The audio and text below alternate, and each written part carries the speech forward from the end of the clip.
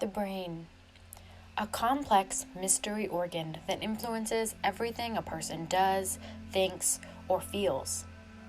Life after a brain injury can feel just as mysterious and complex, trying to navigate services, experiencing potential isolation, different functioning, and much more. The rehabilitation process can impact the person as well as their supporters. It's often filled with ups, downs, and everything in between, all while the brain is relearning and making new connections within. Join us as the Brain Injury Association of North Carolina sits down with brain injury advocates to discuss a variety of topics surrounding life after brain injury. The more we understand the different aspects of services and effects of brain injury, the better we can help make connections within our community for individuals living with a brain injury.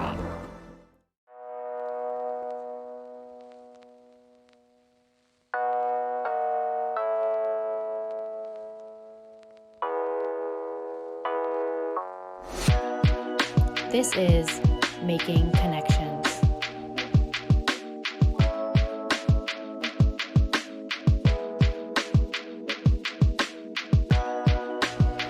Today we're going to talk about spinal cord injury and brain injury.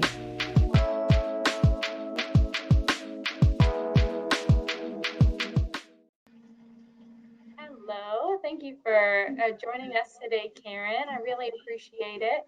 And we're just going to get into a few different questions now about spinal cord injury. So, to get started, Karen, can you tell me a little bit about what got you into, this field, what your relationship is to spinal cord injury, and then we're going to kind of dive into what that really means. Okay.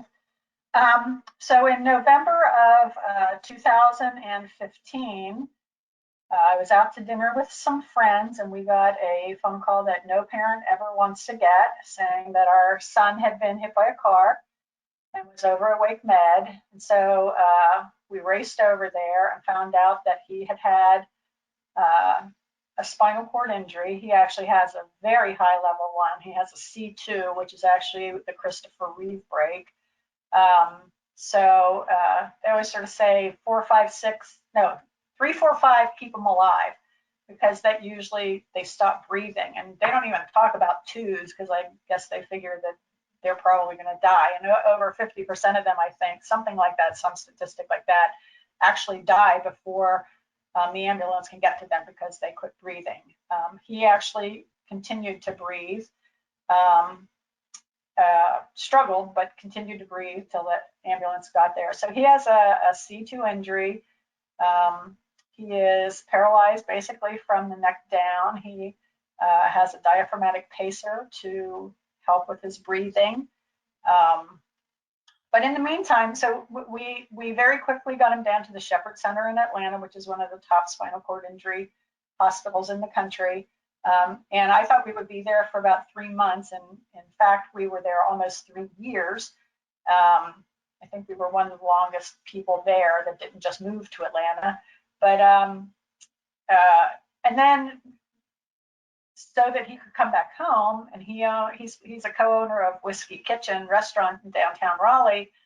He had to get back to his restaurant. And there was really nothing like Shepherd Center here in the Raleigh area. So I found out that I could potentially start one, and from the time I found out I could start one till we opened was 9 months later.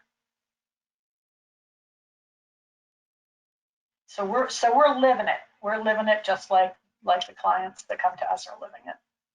Yeah, no, it's so wonderful that you had the passion and drive to see a need and then kind of fill that need. And particularly here in the Triangle area, we're sandwiched by a lot of different hospitals and things like that. But it, sounds like you have people coming from all throughout the state really to join your program as well. Is that correct?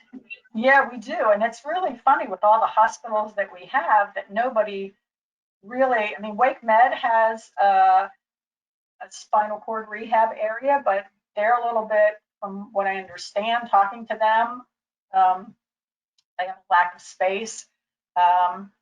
And they do certain things and we do other things. So we're a nice complement. Like a lot of our clients, they come to both us and go to Wake Med, which is great. And anybody that comes to us, we'll say to them, you make sure they're using your PT hours too. And if you're not going somewhere, Wake Med does have a good spinal cord injury program, but the other ones don't seem to have much of anything. So there's nothing. The closest place to Raleigh that did anything like this was all the way down in Mooresville, not Morrisville, but Mooresville. So 2.5 hour drive each way to get down there. So yeah, it was, I think it was important to open stuff up here. And so consequently we have, and this is just how crazy it is, how much a need for this there is. We have people coming from Rockingham, Sanford, Rocky Mount, Wilson, Scotland Neck, which I know where that is now, Greensboro. Yeah, they're really coming from all over the place to us. And I think the more that people outside the Triangle area find out that we exist, that's one of our challenges that we've had, is just letting people know that we are here and we exist and we do this. Then we'll have more and more people coming from all over the state to come in. We've actually had people come from West Virginia and people from Massachusetts that were going to try to come down this way. So yeah, there's a real lack of community-based neuro recovery facility in the whole country. Yeah, that's definitely something that I've noticed as well. And so, as soon as I found out about you guys, I had to reach out. So, and I've appreciated it ever since. So can you talk a little bit about what spinal cord injury is? What paralysis? How does that play into it?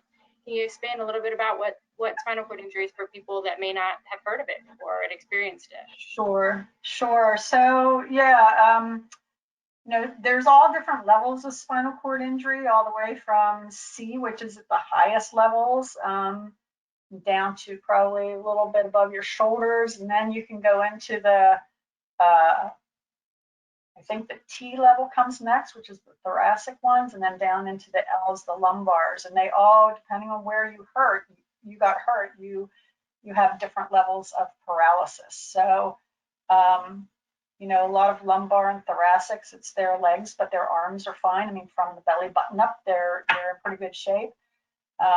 C levels, that's when you start to really get into the arms, and the hands are also affected. And then the higher you go up, like that 2, 3, 4, 5, also the breathing and everything is affected as well.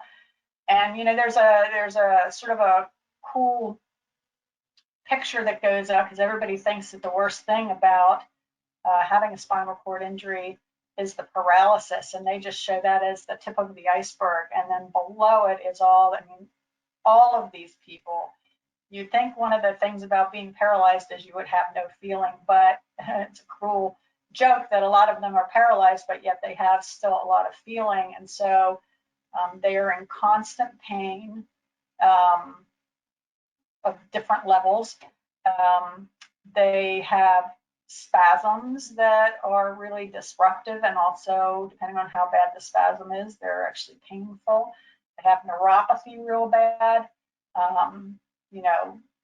They lots of times, like if you have your arm is paralyzed, sometimes it's turned out, other times it's turned in. They get what we call tone, and it curls up real tight, and you can't get it loosened up to even do work on it. It's very hard. So there's just so many additional things beyond just the paralysis that affect these guys.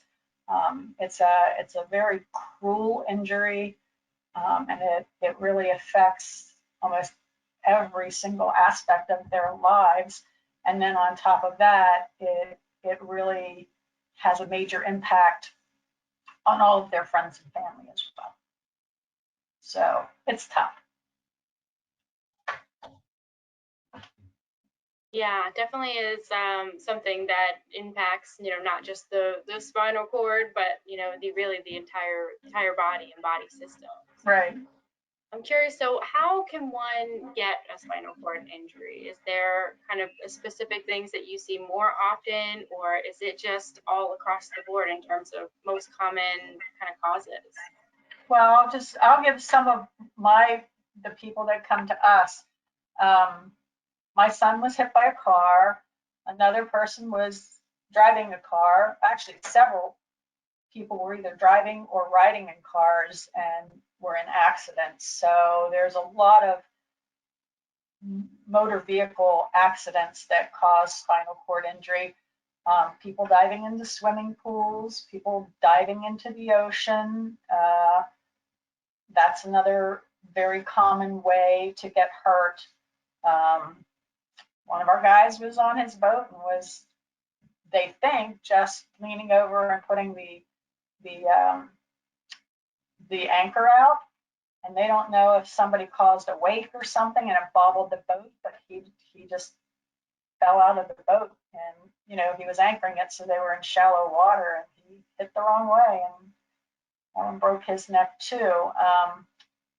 So yeah, I would say big parts of it are diving accidents and motor vehicle accidents. I'm trying to think of other ones that happened in some other way, but I think by far those are the most. Oh no, some people sometimes also just either have a tumor on their spine or they have a blood clot on their spine. Believe it or not, that's not all that unusual, and that can cause spinal cord injury, or for some reason their spine just gets compressed, squeezed somehow. My son, by the way, well, he did actually break his neck. It just cracked one of his vertebrae, and he's actually paralyzed from the neck down just because of the bruising that happened when the accident happened. So it doesn't even have to be a full blown break with the spinal cord being cut or anything. So yeah, there's a lot of different ways. People fall off of ladders. Guy fell out of a tree while he was doing some tree work in his yard. There's a ton of ways that you can get hurt. Yeah, it definitely sounds like a multitude of different causes. I can't help but notice that a lot of the ones that you mentioned, car accidents, falls, diving, might also, impact the brain in any way. Do you see a correlation with, or similarities between spinal cord injury and brain injury in your work? Well, actually, in lots of cases, they will have both of them. They actually thought that Michael might have, because he hit a pole head first, has some traumatic brain injury along with his spinal cord injury. He did not. Um, so he lucked out. Thank God for helmets, huh? And and then where the other similarities are concerned is, I mean, a lot of people with brain injuries, they deal with paralysis. So, whether the paralysis comes from disrupting the nerves because something happens in the brain or because it happens in the spinal cord, it still is paralysis. And it's still, for both of those situations, you still have plasticity in the brain a lot and also in your nerves a lot to regenerate or to compensate and have some other part of your brain or some other nerve in your spinal cord take over that function and learn to do the function instead of the injured nerve or the injured part of the brain. So there's actually a lot of similarities there. The same kind of therapy that you would do for most of the same kind of therapy that you would do for a spinal cord injury, you would use those same kind of processes for traumatic brain injury to try to get those other parts of the brains functioning again as well. Excellent. Yeah. So, and if you could maybe elaborate a little bit more on what that rehabilitation process is for working on those nerves and movement and sensation after either brain injury or spinal cord injury or both of them. what kind of specific considerations or exact processes are you guys doing at NextStep, or just kind of that you see in neuro recovery in general? Yeah. Well, a lot of it is, I mean, everything that NextStep does, we do based on the Neuro Recovery Network protocols, and that's the Christopher and Dana Reeve Foundation. So they have done a lot of studying around spinal cord injury, obviously, and paralysis in general. So they also deal with, I think, paralysis caused by sort of anything that causes paralysis. So they're trying to get neural recovery across the board. So we follow their protocols because it's based on research. And what they found out, and that research just continues to grow, obviously. I feel like spinal cord injury right now is a little bit of a holy grail. There's a lot of people really working on trying to figure out how to reverse a lot of what goes on with a spinal cord injury. So what we do is we do activity-based therapy, which is really important to get people moving and doing things over and over again. And we like to do it, as they say, massed activities, so that you do a lot of repetitions of some activity that you're doing, because that's what causes neural recovery to happen, they found. And the more you do it in a masked situation, the faster those nerves regenerate, or a different nerves takes over. But anyway, the body relearns some of the things that it had not been able to do, before, like right after the accident. So we do those. So we have guided exercise, which is just really working them out. Like we'll have somebody on a power tower doing squats, and they might do 200 of them. We'll push them until they can't do it anymore.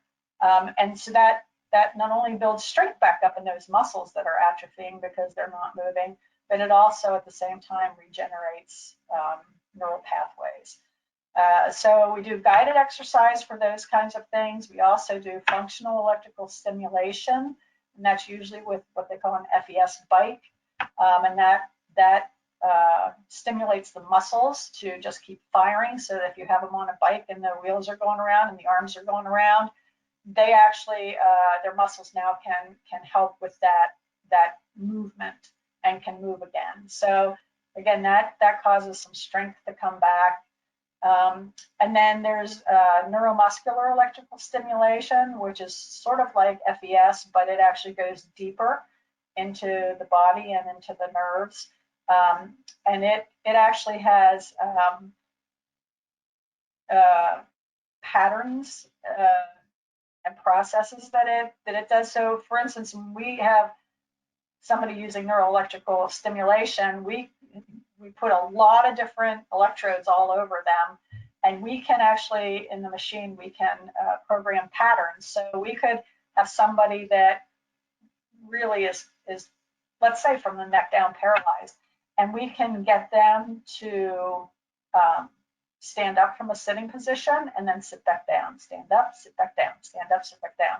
We can put a pattern in where they use their arm and they can reach out and they can grab something and then pull it back, and then they can reach out and let it go and pull it back. So there's all different patterns that we can do, and again, if you really repetitively do those patterns over and over again, it lets the body relearn those movements.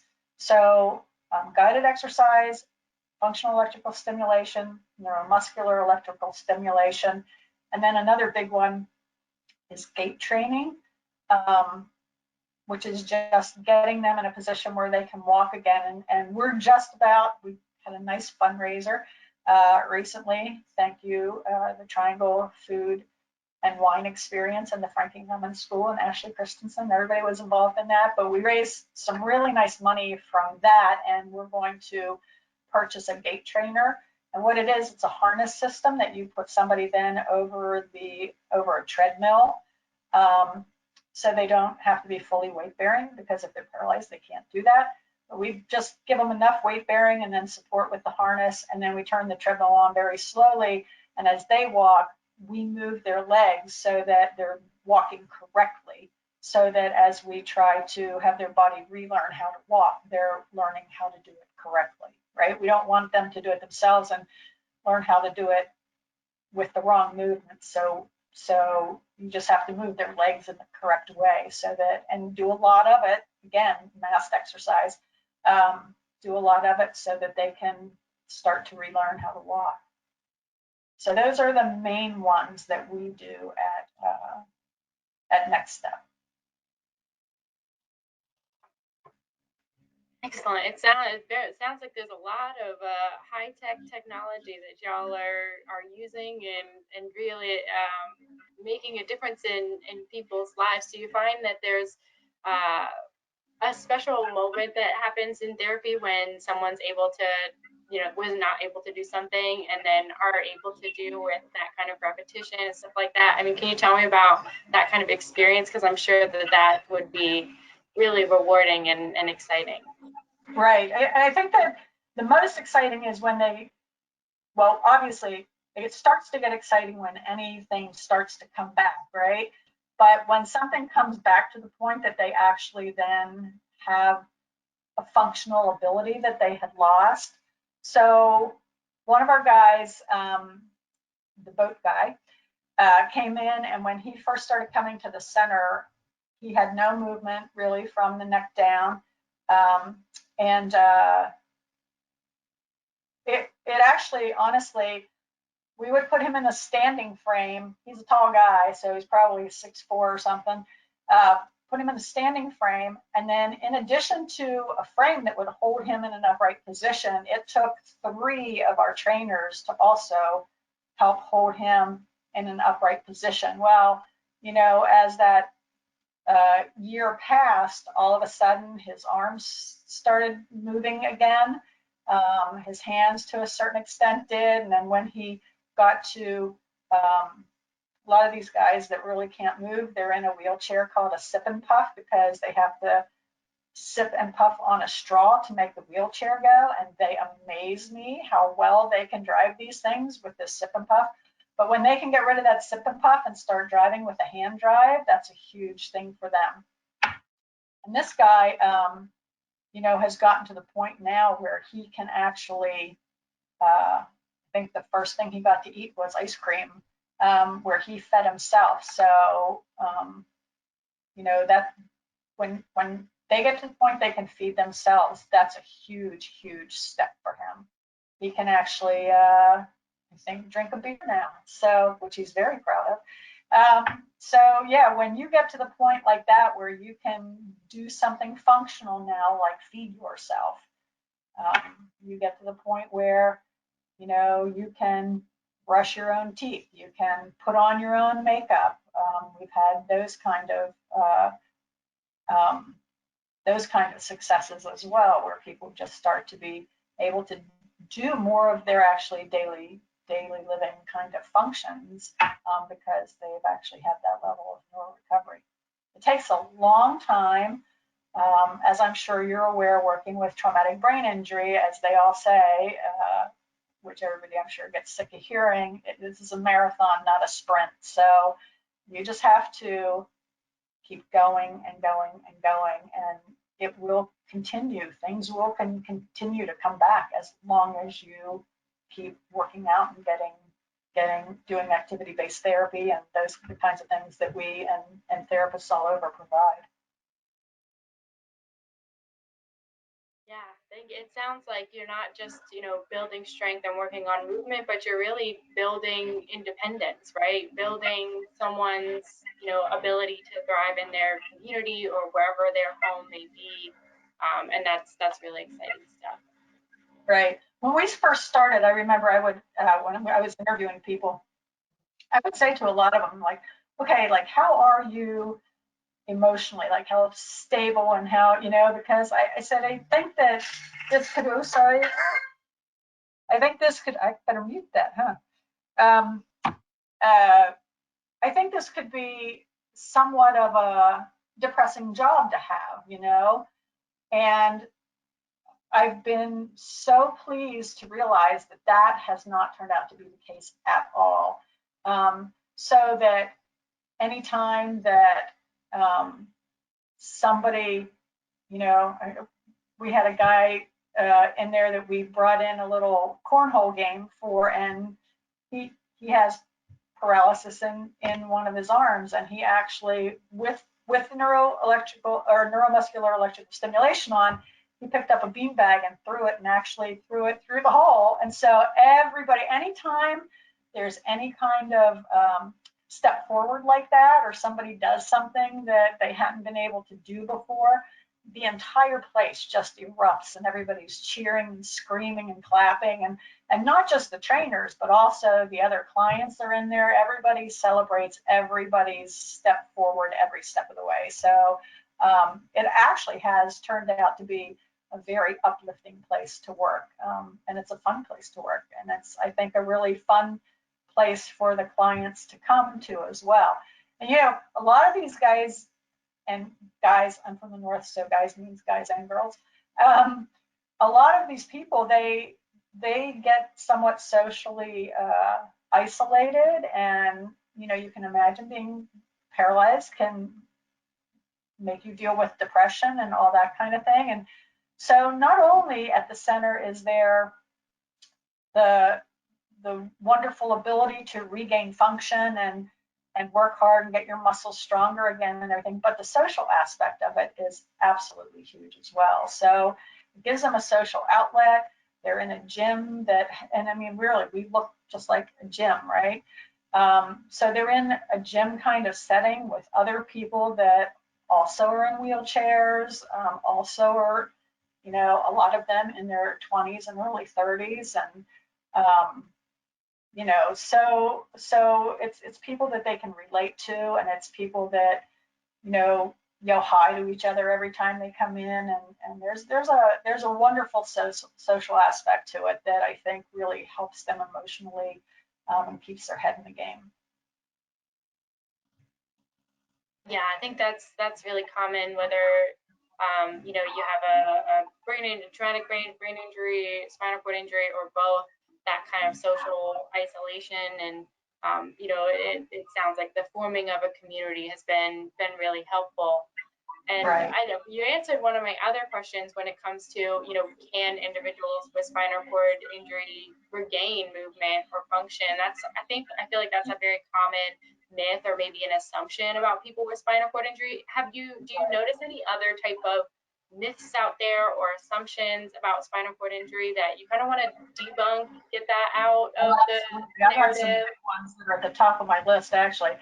But one thing is really funny. I went to a Rotary Club meeting to talk about what we do, and somebody asked a question. He was actually a doctor, and he said, "I thought when you got a spinal cord injury, that was just sort of it, where you know you were paralyzed. End of story." And I said, "No. Have you ever heard of neuroplasticity?" And he's like, "Yeah, I had heard that." So yeah, no, you definitely can regain function. And my husband, quite ironically, has studied spinal cord injury for his whole career. And so he explained it to me as you can regrow nerves, obviously, so that's neuroregeneration. But then also sometimes when one nerve is damaged, then a close by nerve can take over the function of that if you just train that nerve to do it. You know, so something else can pick it up and run with it a little bit. So there's different ways to regain function.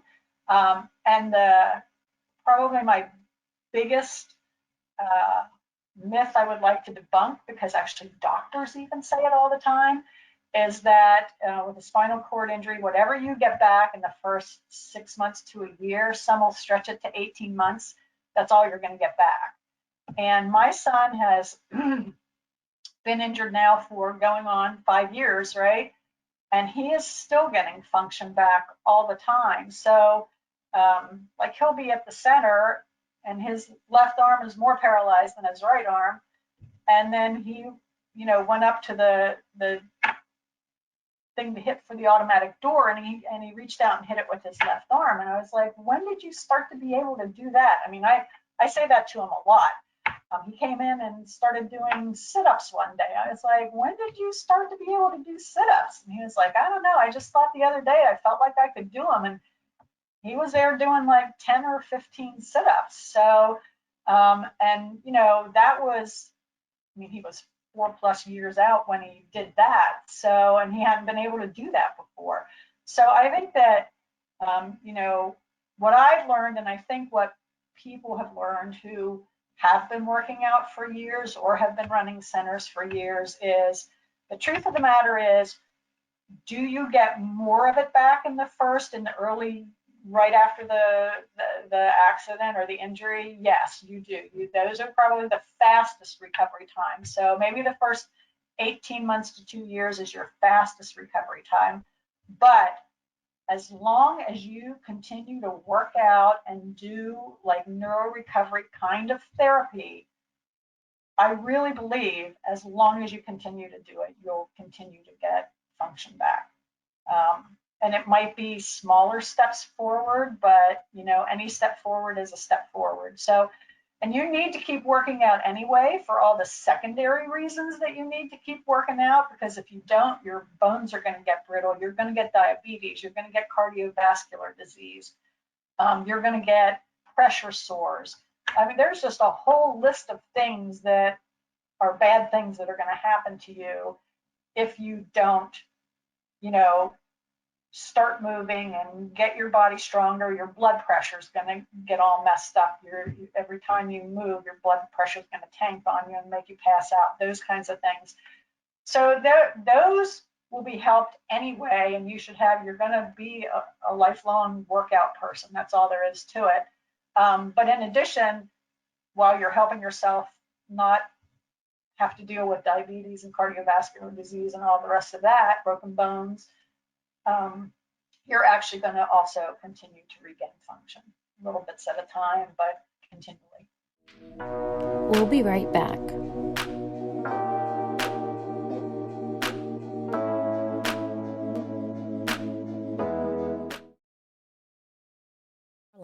Learning Services, a collage rehabilitation partner, is determined to provide a path to success for the people we serve to live forward. Residential programs meet a broad range of needs and provide intensive rehabilitation, neurobehavioral programming, and supported living. Day treatment services provide comprehensive therapy services in our clinic-based settings. For more information, call 1-800-847-3633, extension 2, or visit us at collagerehab.com.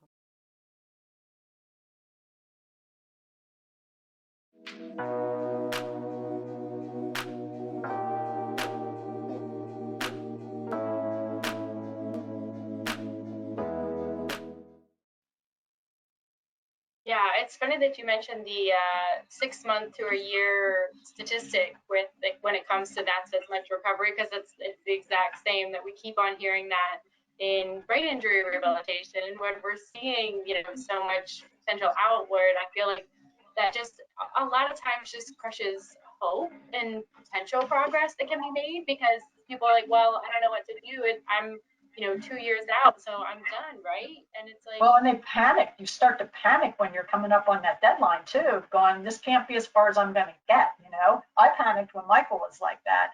I was like, oh my gosh, oh my gosh, oh my gosh, you know? And what I found really interesting is we were at Shepherd at the time, right? And it was the doctors there, which is a spinal cord injury rehab hospital. It was doctors there as well were saying 18 months, 2 years, you know, that's it.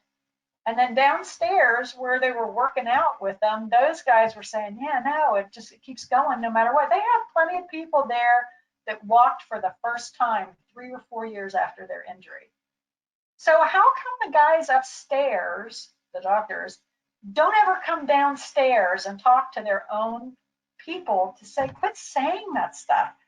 Because I think that's the other important thing is, and that's another question that, you know, I think we were going to talk about later is, you know, what are some of the barriers to people getting well? I think doctors telling them, or anybody telling them, oh yeah, you're never going to walk again. You're going to be paralyzed forever. You just need to get used to it. You need to learn how to cope with it. Even family and friends. I mean, I would say if anybody is around you making negative comments, especially in the early days of your recovery, you need to assign somebody to remove those people from your life for whatever period of time it takes. Make them stop. Make the rule be: don't say anything negative about the recovery to the person you're talking to, because a lot of those messages coming into you will affect you, right? Whether it's negative or positive. So if the positive ones are coming in, they'll help your recovery a lot. The negative ones will actually hurt your recovery. And then I always said to Michael, 75% of getting better is going to be in your head. You have to keep your head in the game. Of course, you're going to get depressed. Anybody would get depressed in this situation, and you're allowed to go there. You're just not allowed to stay there. You have to come back. You have to say, I can do this. I'm not giving up, and I'm going to work for as long as it takes and as hard as it takes to get back as much as I can. So those are huge things to me, is having people that are negative around you. Remove them from your environment. Yeah, I think that's a really great thing to keep in mind, especially with building hope and keeping people motivated. Motivation is a really huge factor when it comes to any type of development of habits or goals. Right. Or visualization. Yeah. So as soon as someone takes that away from another person, it breaks my soul when I hear that people are still saying things, people surrounding the individual, their supporters that are supposed to be supporters and are being and a little professionals. That's another type of yeah, I don't get it. And a lot of people will say, oh, well, I don't listen to them anyway. I don't care what you say. That has an impact on you if people are whispering that in your ear all the time. Remove them. Yeah. I agree. And that's one of my questions was, what impact do family members and supporters play in rehabilitation? So we talked about kind of those negative Nancy's that we kind of want to, have a filter, have a limited filter with those negative Nancy's. What can you say maybe to other family members or supporters, maybe some tips, or for individuals living with spinal cord injury or brain injury, how can they look at their family members or supporters in a way to be more positive in their rehabilitation?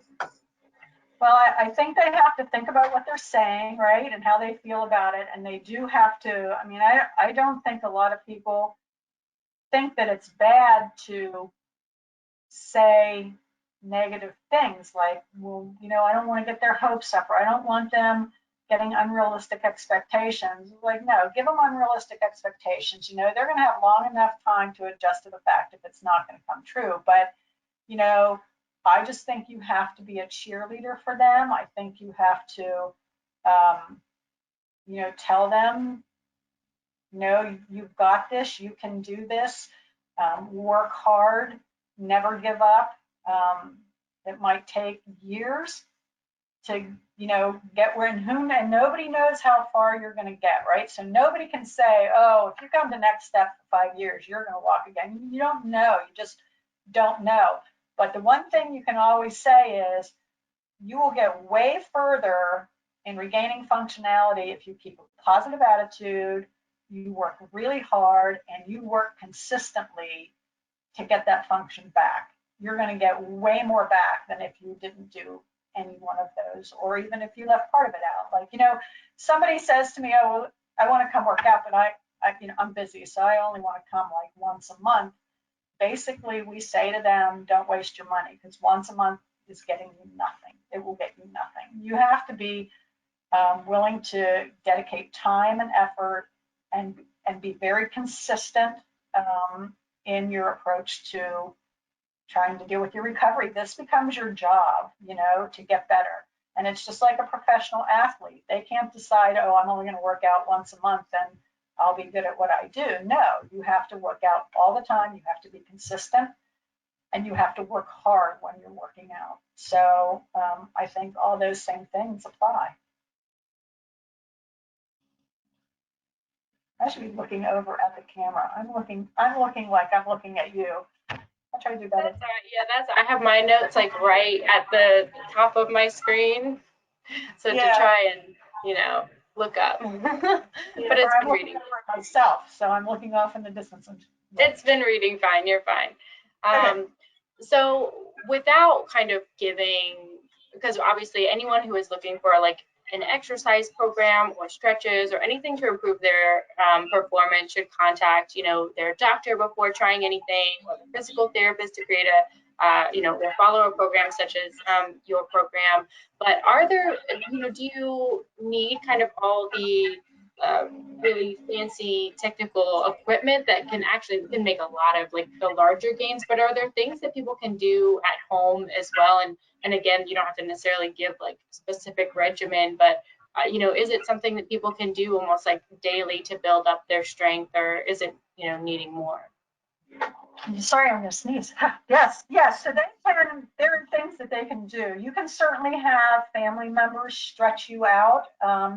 We actually don't do a ton of stretching at NextStep. We would prefer that you get stretched out before you come in, because if you're more limber and loose when you come in, and a lot of these guys fight that tightening up of their muscles and tendons and so forth. And if you're really so tight, lots of them have that curl in kind of thing going on. And if we can't even get your fingers open, then we're not going to be able to work with your hands trying to do things. So I think family members for sure can help out with stretching them out on a very regular basis. I'm a huge fan of medical massage. If you could get a medical massage at least once a week, if not twice a week, I think that also helps a whole lot. But there are things that we do in the center that you could easily do at home. So like we have just some PVC pipe that we can strap or tape their hands around, and they don't need any weights on it because it's hard enough just for them to lift their arms, So if you have them with a pipe like that, and they can either do curls, and with your help, helping move that bar a little bit, and they can do them out and back. They can try to do them up and down. You can lay them down and they can put them over their head and try to pull down and then go back. There's so many things like that you can do. Anything that you can do to get somebody whose legs are paralyzed, to get them in a standing frame, or just have them have some way to stand up. Interestingly, they found out that just being on your feet can cause neural recovery to happen. So standing up can somehow make even neural recovery happen a little bit in your arms. Go figure. But I think just standing on your feet sort of lights up your whole spinal cord, and that's why things just get activated. If you can get a hold of or get on a vibration plate, that's a huge thing as well.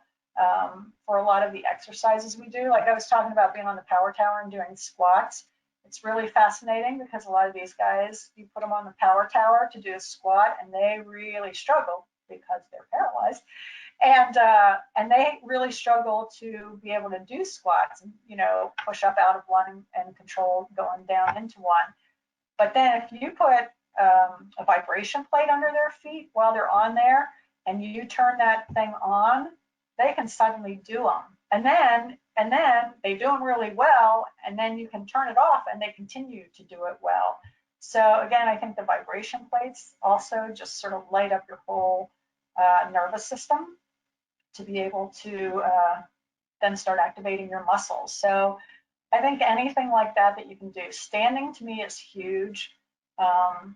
Just being able to get them to stand up, it keeps, after a while, their body gets used to it, and it's like their spinal cord injury. If you stand them up, in a lot of cases, their blood pressure just tanks and they pass out on you, or they just about pass out and start saying, get me down, get me down, get me down.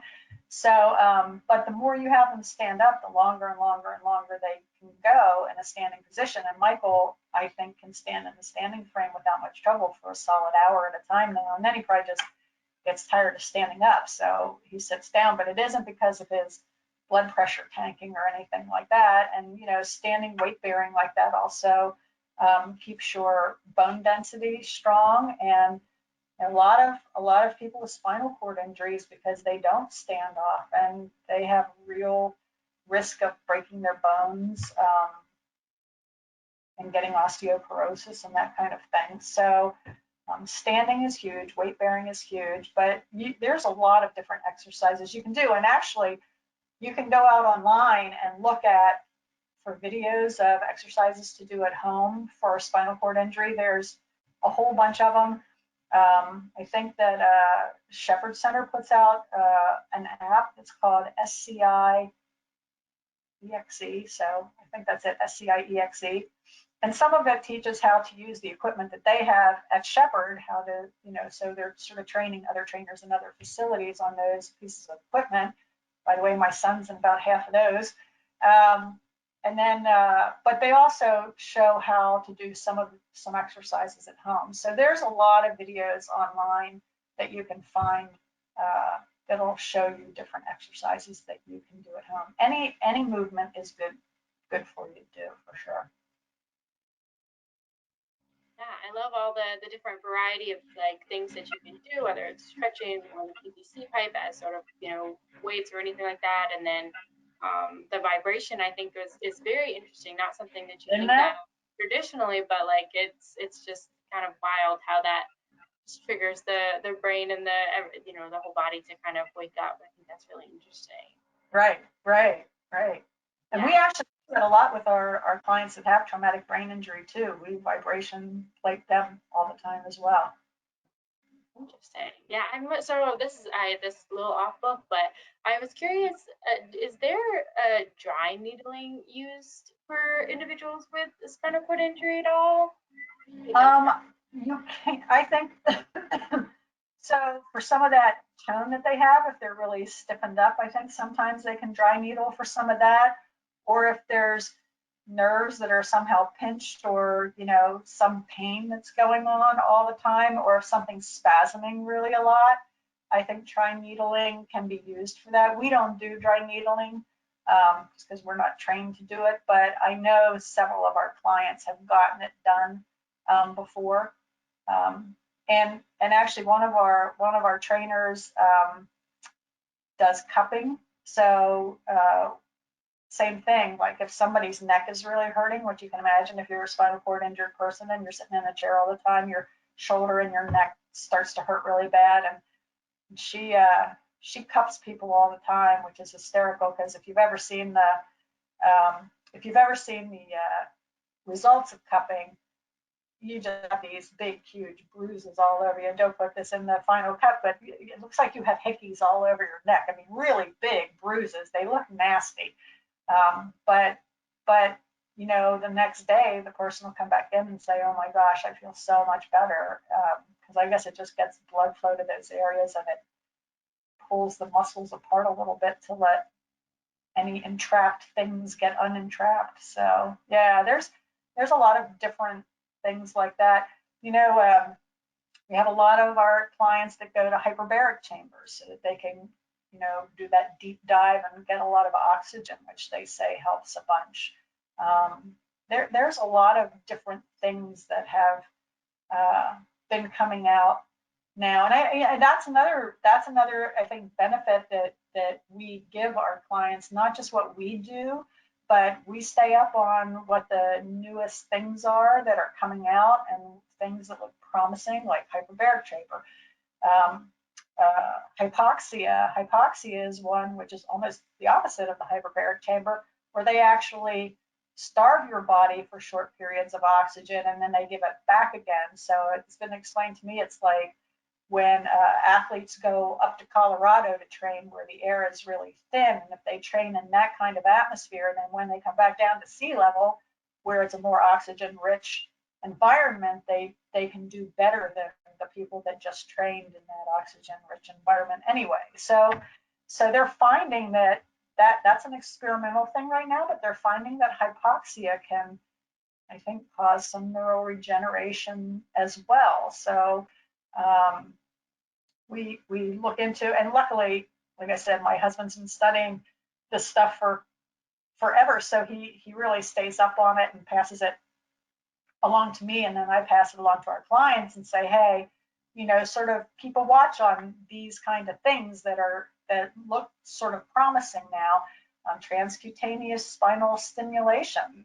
There's a bunch of them that are starting to look promising to be able to help with some better neuro recovery than what we've had in the past. And then even assistive technology, we're trying to stay on top of that. And we just recently got my son a robotic arm. And the robotic arm is, they say that the more you use it, again, it makes you be doing repetitive motions and repetitive exercise all the time. So it can actually cause no recovery in the arm that you're using it on. And we're working with a company called Myomo, which stands for my own motion. And they have people that have used these for a year or two now that hardly wear them anymore because they've gotten enough neural recovery that they're able to do things without it. So we got Michael assessed for one, and he actually got it, they said, quicker than almost anybody else that they've ever had, because you usually have to fight with the insurance companies. But since then, we introduced, I think, 7 or 8 of our other clients to these guys, and they came in and did an assessment form, and almost every single one of them could move the robotic arm, because it sort of reads what your muscles are trying to do, and then moves that way. So now for all of those guys, they're in the process of working with the insurance companies to try to get those guys robotic arms. So again, you figure not only for the family member, but for the actual injured person, if you suddenly got your arms and hands back when you didn't have them before, and now you can feed yourself or get your own drink or whatever, it frees up the caregiver a ton, right? But it also then just makes the actual injured person so much more autonomous and to be able to do something again that they couldn't do before. And then it has the added extra benefit of causing neural recovery. So at some point, hopefully you can take that robotic arm off and then you can just do it yourself. I mean, that's huge. So those are the kind of extra benefits that we bring, is just to keep people aware of everything that's going on that we know of in the field, and to pass that along to them, send them articles, talk to them. And for family members who are are like at sea with this thing, with rudderless, because they don't know what the heck to do with this whole situation either, and it's tough on everybody. Just to be able to sit down and talk to them and give them some guidance and some hope for the future as well, it is huge, in addition to what we do for the actual client that we have. So we really try to help out with the client and the family members a lot. Yeah, it sounds like there's a lot of just alternative, and I don't even want to say alternative technologies or different medicines, but there's definitely a lot out there to be able to, have a full comprehensive rehabilitation for people with brain injury. So that was interesting. That I'm glad that you touched on just kind of the other things that are used. It's not just always the traditional physical therapy or occupational therapy, but there's a lot of that can go into one person's rehabilitation, and it's very individualized. It sounds like, just depending on the person and their families. Exactly how much movement they do have, and yeah. I mean, I think that, and I get sort of militant about this, but the fact that insurance and the government helps so little with these people is, to me, it's criminal. It is actually criminal. I go that far to say I think it's criminal. So like, my son needs 24/7 help. He can't do anything really for himself right now, right? Medicaid or Medicare, neither one of them will give a caregiver, because he has the unmitigated audacity to actually go out of his house and go to work every day, for which he needs help, the entire way through. But if he couldn't leave his house and had to stay in his house or was in a facility, they would provide him with 24/7 caregiver, since he is trying to make a life for himself and still stay, a productive member of society and pay taxes, by the way. They give him nothing. The insurance companies won't cover caregivers. The insurance companies won't cover a lot of this technology, like the robotic arm. I mean, we were really lucky that I think it was Aetna. Sorry, I think it was Aetna. So go Aetna, who approved Michael's really quickly, but they fight for years with insurance companies to be able to get them to cover these things. What we do at NextStep, heads up, not covered by insurance at all. That's absolutely ridiculous. Not covered by Medicaid or Medicare. It's ridiculous. So it has to all be out of pocket for people that a lot of them have no jobs because, again, they're paralyzed. So it's just, that's another battle that I'm trying to start to tackle with our local governments, is that why aren't they paying for this? I mean, what the kind of things we do are one of the things that allowed Michael to go back to work and pay taxes. It's one of the things that allowed another one of our clients to go to college so that she can have a future and be a productive member of society and pay taxes. It allows some of them to go from being in a $55,000 electric wheelchair to going now to a $7,000 manual wheelchair, which then saves the insurance company and Medicare and Medicaid a ton of money. So why they aren't paying for this is just beyond me. I think it's just ignorance on their part. So I know that Shepherd and a couple other ones, Fraser, and a couple of the big rehab hospitals are starting to put together the stats to prove to the insurance companies and the government that this will actually save them money instead of cost them money. So if you get a bad pressure sore, I think the hospital costs of that are usually like $85,000, they said. Well, if you get them up and moving around and their blood flowing and their skin toughened up, and you avoid one $85,000 hospital stay, then you could have paid for 3 years worth of 5 years. I don't know. You could have paid for a lot of our training to keep them from getting that pressure sore, and you would be ahead of the game. So it's a crazy situation that they don't pay for some of this stuff. Yeah, it definitely it's an extremely frustrating system that I feel maybe wasn't necessarily made for rehabilitative efforts. It's basically you have to be at a certain level of severity, but if you don't fit that, or you need something that costs too much money, then you're out of luck. When it really should be about prevention, in addition to helping individuals become independent, so that they're able to create money, and then it's they're not reliant or using so much of the states or federal dollars, but you need a little bit of help to get to that point. And I don't know if and and it's probably also part that the insurance companies listen to the doctors and think, oh well, 18 months they're to done. Anything back, so why would I pay for it after that? Well, that's not true.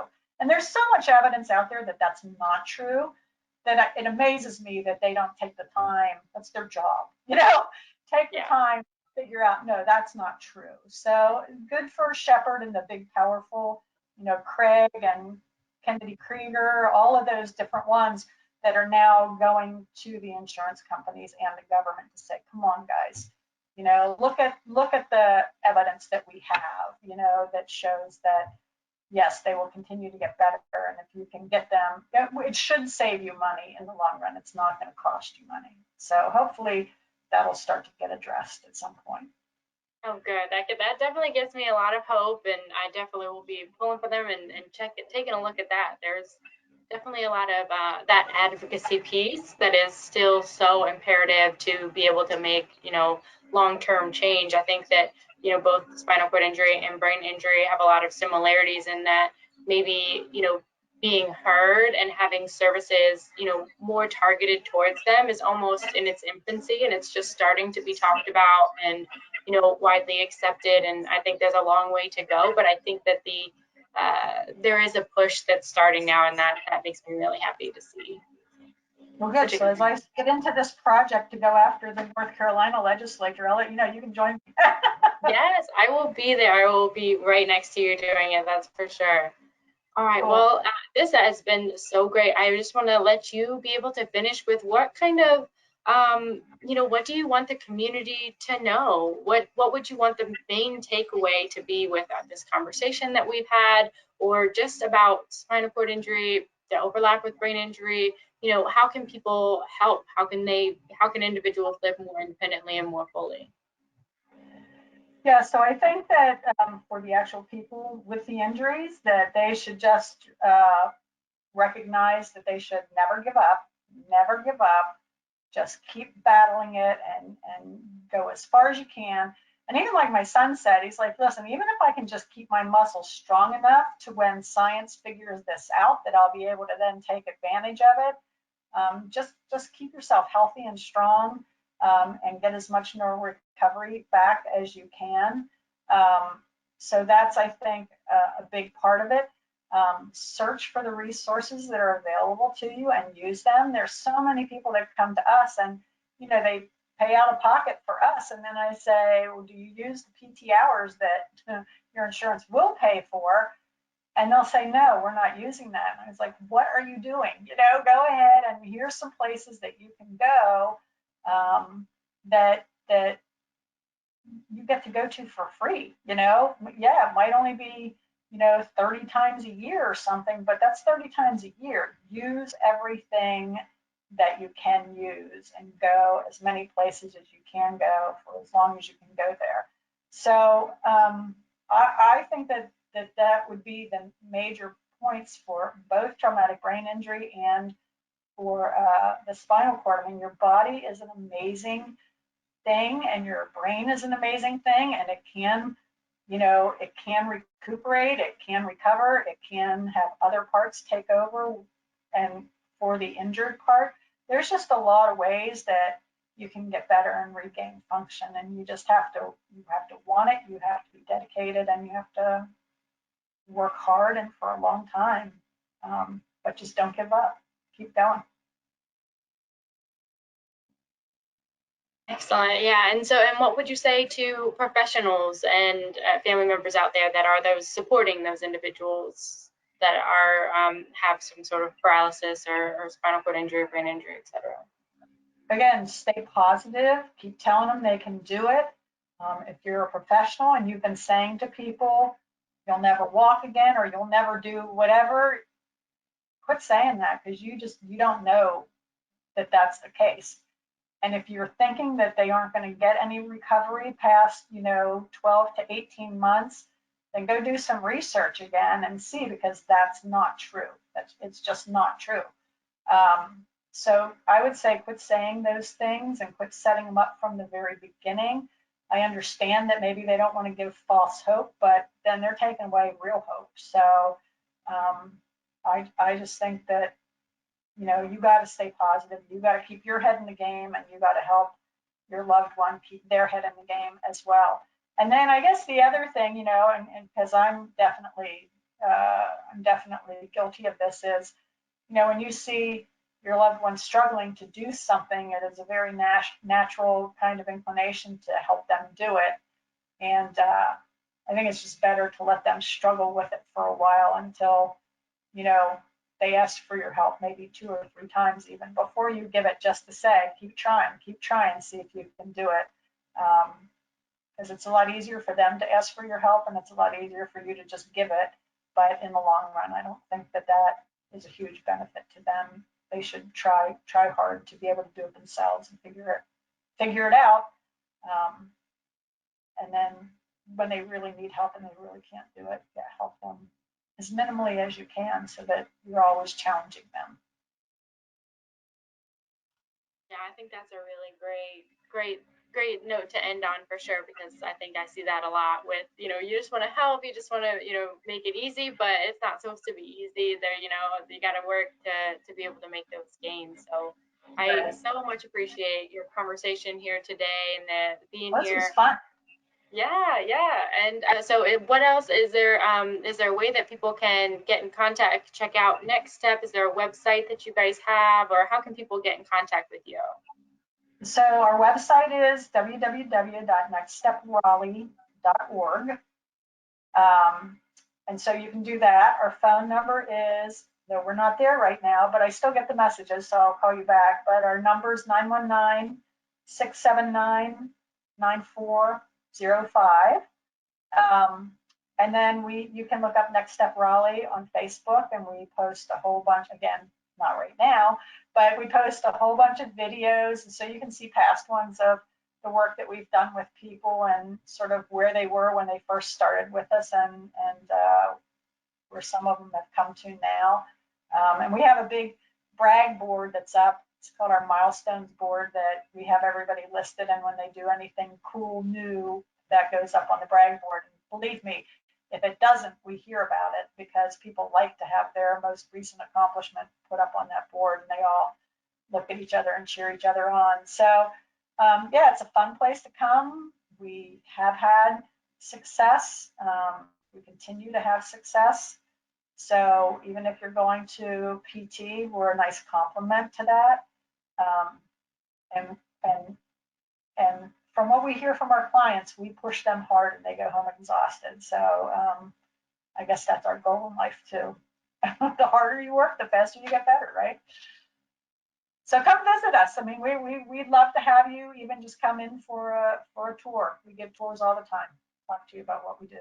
Let you see people working out. So again, not now, maybe not for the very near foreseeable future, but that's, as things return to normal, we let people come in and watch a whole bunch of different people working out. So Yeah, I know that's how when I first met you, I was there for a tour, and I just loved it. I loved every minute of every milestone. I just wanted to like clap and just be like, yes, you right. got this. Like you just like feel the energy in that place to really just working towards people's goals. And it's just all positive energy, which we definitely need a lot more of in this world all the time.